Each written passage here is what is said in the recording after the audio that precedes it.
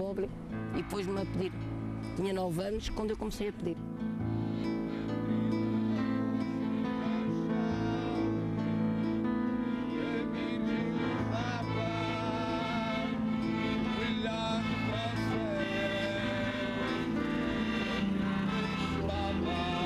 O dinheiro que eu ganho aqui é para a alimentação em casa.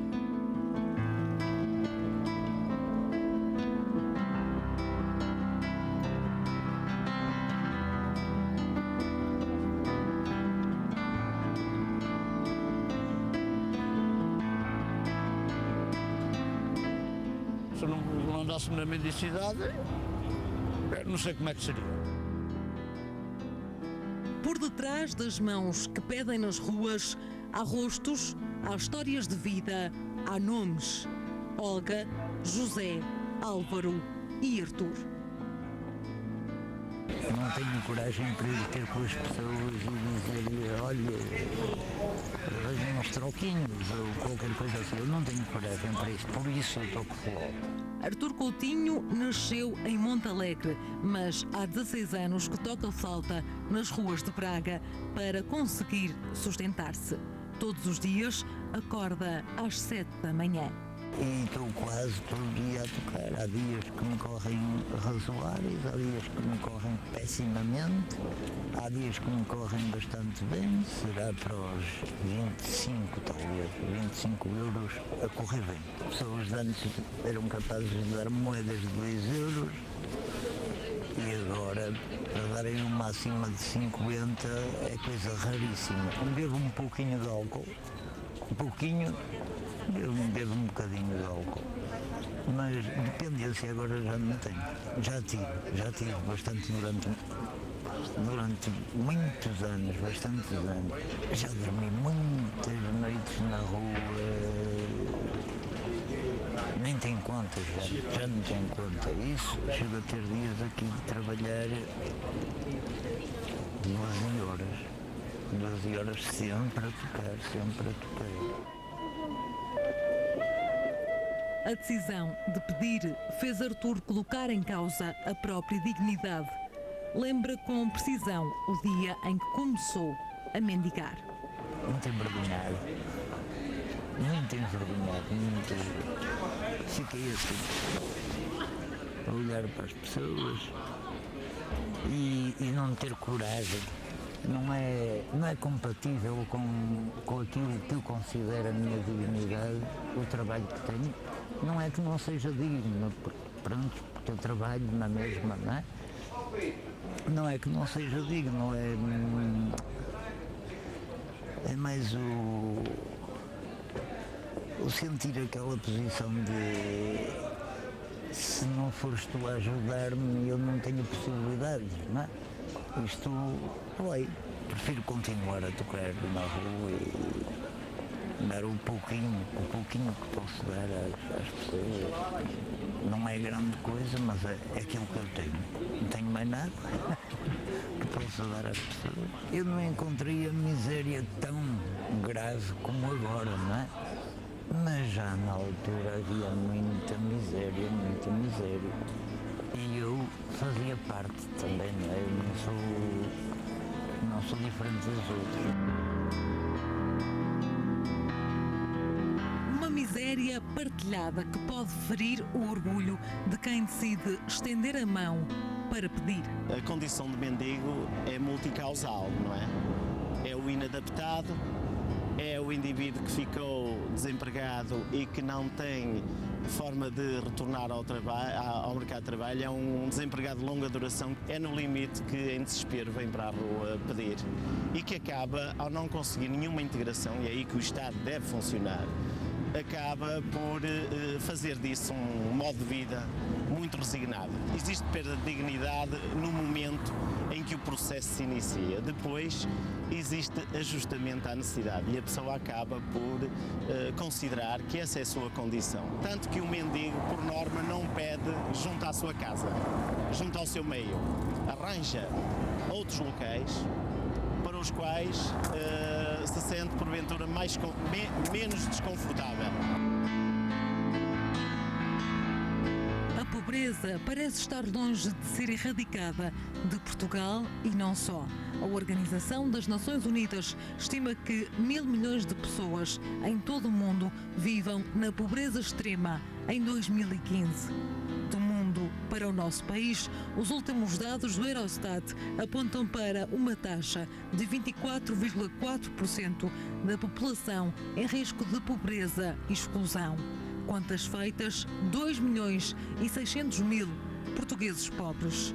José também integra essa estatística. Fiquei com 2 anos e meio, depois tive uma reabilitação no centro de Nossa Senhora dos Anjos em Lisboa, com uma promessa de emprego que nunca me foi concedida.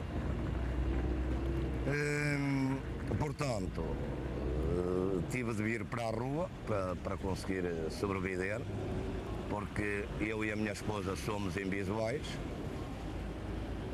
Portanto, tive que optar por isto para poder sobreviver, em virtude da pensão social ser baixíssima. É um valor de 200 e poucos euros, que acho que ninguém consegue viver com esse dinheiro, não é? Água, luz e gás. E pouco sobra. Para emprego já não tenho esperança, mas já tenho 57 anos, portanto. 57 anos de vida, 30 de pedinte. O dinheiro das esmolas serve para ajudar a família. Tenho 2 filhos desempregados atualmente e uma neta de 5 anos. Temos que tentar-nos nós ajudar. A crise também não é muita, não é para todos. E, portanto, as pessoas às vezes querem contribuir, mas também não podem porque têm primeiro de ajudar os seus familiares. Cada vez está pior. Há alturas que a gente quer fazer face às nossas despesas e não conseguimos, e aí a gente sente-se mesmo desolado, não é? Mas a vida é assim.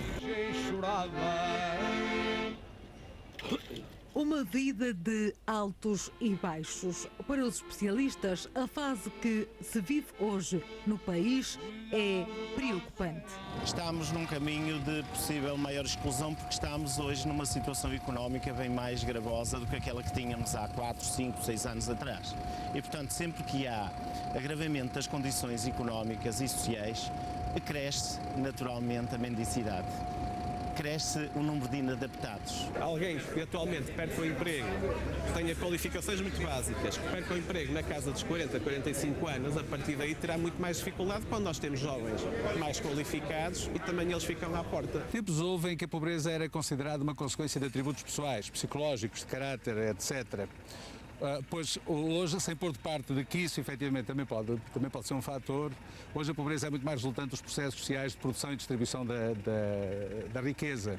E, repare, hoje você pode encontrar pessoas em condições em riscos de pobreza e de exclusão social, entre pessoas desempregadas pouco qualificadas, entre pessoas desempregadas muito qualificadas e entre elas e entre estas, inclusive alguns expulseiros científicos do nosso país.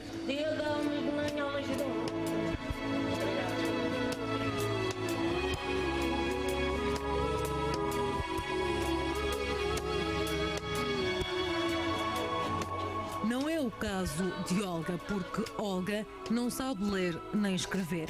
Pede em Lisboa, não tem pernas, tem uma cadeira de rodas e uma lata que desde criança estende a quem passa na rua. A minha família era pobre e eu sempre andei a pedir. A minha mãe pôs-me a pedir e eu pus-me a pedir e habituei-me a pedir. Não tenho ninguém que trabalhe para mim, não tenho ninguém que me ajudem, não tem ninguém. Tiro 10 euros, 5 euros, é conforme, por dia. Sim, não tiro mais. E já lá fui à caixa e disseram que não podia dar nada por causa eu tinha uma pensão de invalidez. E não tinha, tenho 2 notas de 50.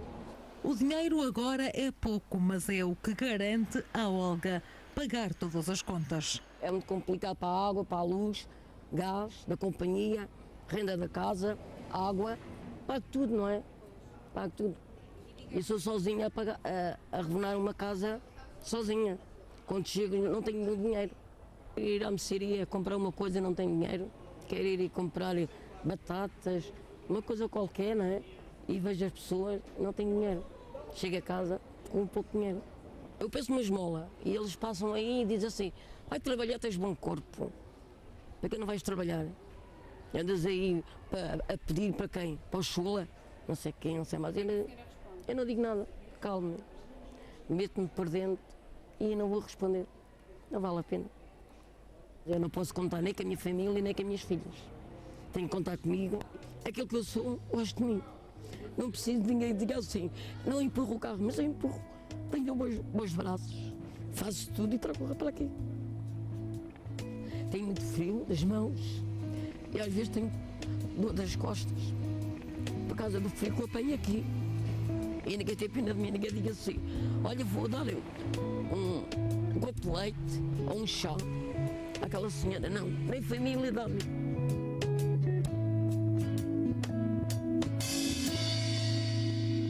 Às vezes, as telhas encobrem muita coisa, então a gente costuma-se a dizer se não houver para broa, come-se só sopa. Se não houver para sopa, come-se só broa.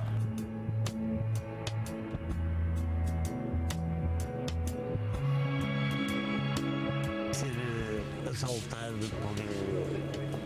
por crianças, mas às 20 e às 15, apedrejado, com pilhas, com pedras, com tudo, com tudo.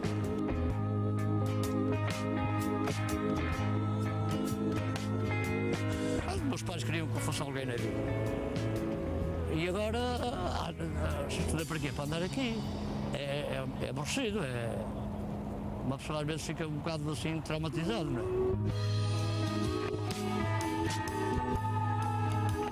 Álvaro queria ter sido outra pessoa, professor de matemática. Em Novo, foi para um centro de apoio a cegos, em Lisboa.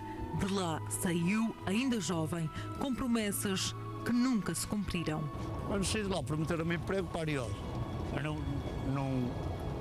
não me cumpriram e eu, pronto, e tive que vir aqui, para a rua. Minha mulher não trabalha também, tem atrasos, não trabalha também. Está com 35 euros do rendimento mínimo, mas cortaram 17, agora só recebe 18. Se uma pessoa não faz aqui alguma coisa na rua, está como é que se diz? Está feito ao bife. A ajuda que eu tenho é a minha pensão social, mas não. E pago 200 euros de renda e só recebo 215. Muito obrigado. Em todo este tempo, tive muitas promessas de emprego, mas nenhuma se cumpriu. Minha mulher chegou a trabalhar ali num dos advogados na Boa Vista. Ela é advogada, ele é doutor juiz. Falou com eles, fui lá ao escritório deles, que me iam arranjar um emprego para telefonista, não para recepcionista, lá para o gabinete deles. Olha, até hoje. Eu se fosse viver de promessas já tinha morrido. Vive de esmolas, pede à porta da Igreja dos Congregados, no Porto. Mas nem todos os dias o copo das moedas se enche. Sai de casa às 5 horas, a igreja só abre às 7. Há dias que corre bem, outros dias que, por exemplo, esta semana tem corrido muito mal, às vezes nem faço para almoçar nem nada. Eu começar a família, vou ali à casa de um amigo meu que tem aqui um restaurante e posso ficar a ver e como, senão nem isso. Há dias. E agora que também cada vez há mais pedintes, infelizmente. Olha, sou eu, é o meu colega. Às vezes depende, às vezes são para 5 ou 6 aqui. A senhora vai pela rua fora, só vê rapazes novos, raparigas novas na mendicidade. A senhora imagina o frio que a gente apanha aqui, chuva, vento, senão um mar de rosas. Um mar que se agitou ainda mais com a crise. Os mendigos com quem falamos disseram que foi o desemprego que os fez continuar na rua. E agora que a taxa está em máximos históricos. Sempre houve crises económicas, elas são cíclicas, estão estudadas na economia. O que é estranho, o que é algo atípico é de que esta evolução económica não resulta de nenhuma relação desproporcionada e desequilibrada entre a oferta e a procura, mediada pelo capital, resulta exatamente de uma crise surgida na área do capital financeiro e dos movimentos especulativos deste capital. Desta crise a gente está de sair, inevitavelmente. Agora, o risco que nós corremos em Portugal é o de não sairmos de forma estrutural. Ou seja, tomarmos algumas medidas paliativas que são necessárias e foram tomadas e não fazermos uma correção dos mecanismos sociais que conduzem à produção sustentável e à distribuição sustentada da riqueza. Se a gente quer resolver isto de forma estrutural, é necessário criar empregos. A expectativa, do meu ponto de vista, é que o desemprego atinja os 20% no final deste ano e depois terá que a economia começar a arrancar, isso nunca é antes do final de 2014, e depois só da economia começar a arrancar é que verá algum efeito positivo no mercado de trabalho, ou seja, 2015, 2016. Portanto, nós apenas poderemos ver uma diminuição da pobreza se tudo correr bem 2016, 2017, portanto, estamos a falar num prazo de 4, 5 anos, nunca antes. Quem até a uma situação de crise económica tinha um emprego, agora dificilmente, até com condições sociais, poderemos, para simplificar, considerar de classe média, e perde esse emprego não tendo determinados requisitos, nomeadamente escolares, vai ter dificuldade em entrar no círculo do emprego. E isso representa a ampliação do número de pessoas que estão em situação de mendicidade. No limite, que é mesmo o limite, vêm para a rua pedir.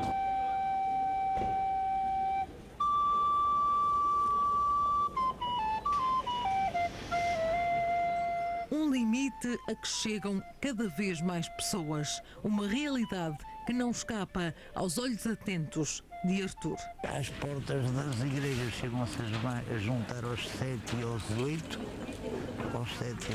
que se chegam a juntar ali à porta da igreja e pessoas querem sair, claro, zangam-se. A maior parte são imigrantes, principalmente romanos.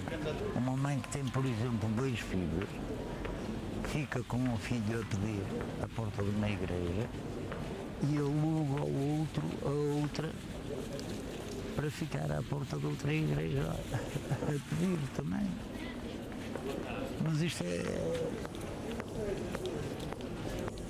é todos os dias. Muita mais gente vai ter problemas muito graves. Gente que não está habituada, porque nós já sabemos como é que isto está, não é?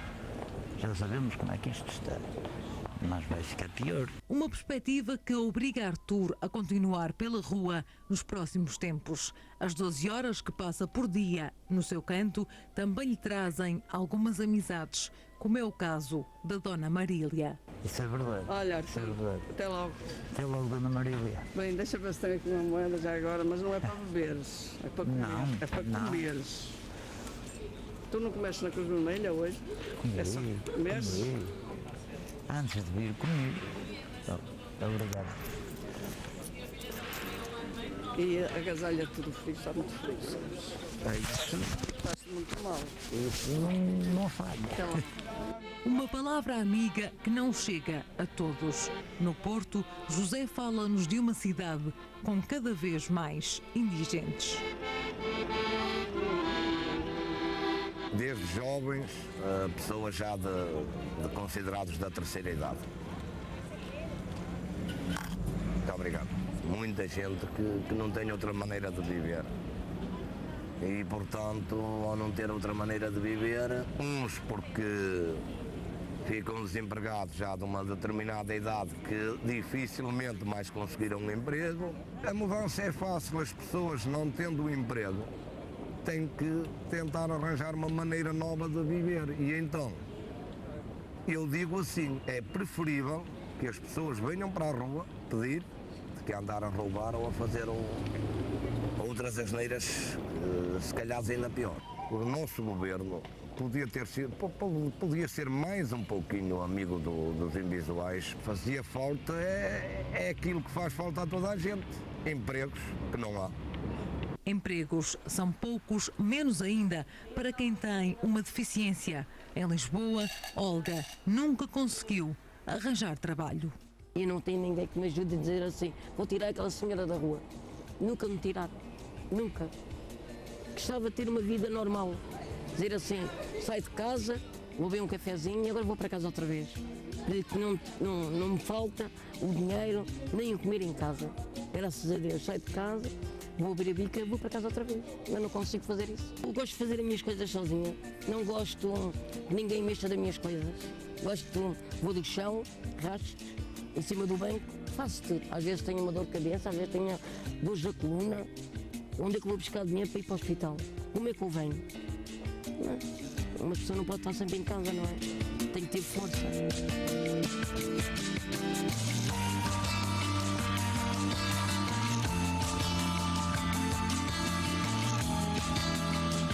Uma força que também faz falta à economia do país. A diferença entre quem tem muito e quem pouco tem é considerável. A desigualdade de rendimentos é cada vez maior. E esta também resulta de uma mobilidade social negativa, ou seja, nós que vínhamos há décadas a evoluir no sentido de uma maior produção e distribuição da riqueza, nos últimos anos tem-se assistido exatamente ao contrário. E esta mobilidade social negativa pode levar, por exemplo, fenómenos estranhos ou aparentemente paradoxais, como seja os netos a viverem das reformas dos avós. Também fico surpreendido com outro fenómeno que pensava que já não existia, que é ver pessoas a catar no lixo. Isso para mim deixa-me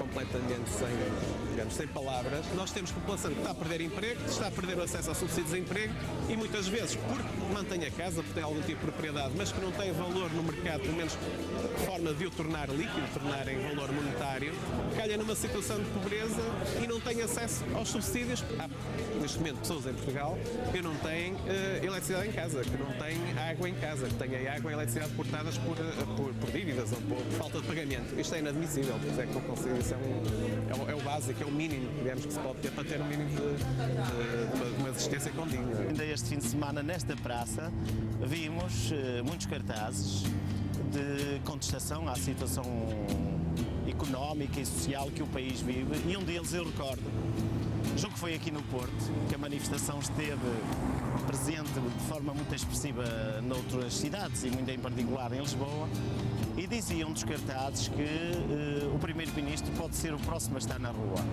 Esta é uma situação que a todos nos toca e sobre a qual, de facto, devemos refletir enquanto sociedade e devemos reclamar esta solidariedade organizada a partir de quem pode dar o mote e criar políticas, que é o Estado.